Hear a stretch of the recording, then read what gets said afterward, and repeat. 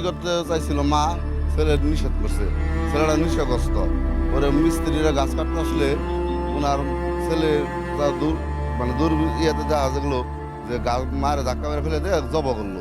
আর যে গাছ কাটতেছিল ওনাকেও মেরে মারছে, উনি মেডিকেলে ভর্তি আছে।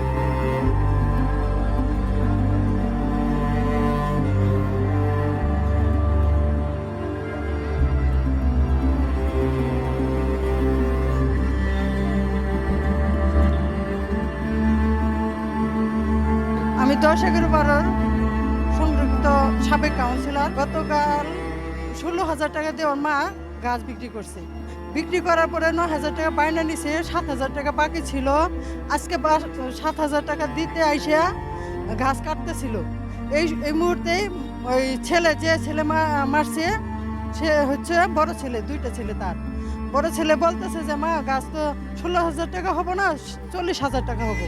ওর মা বললো ঠিক আছে আমি কালকে বিক্রি করে ফেলাইছি, প্রয়োজনে তোমার অর্ধেকটা দেই টাকা, তারপর করো না, ঝগড়াঝাটি করো না।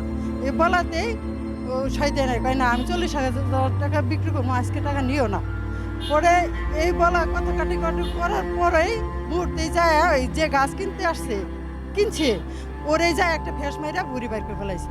তো ওর মা যায় বাধা দিতে, এই যে ওরে মানুষকে বাধা দিতে ওর মায়ের মানে আবুর দুপুর কুপাইয়া গলার মধ্যে ফেস দিয়ে বুড়ি বাইর করছে, হাত দিয়ে ফিরাইছে, হাতের মধ্যে মরছে, অনেকভাবে মাইরা তার মাইরেই ফেলাইছে।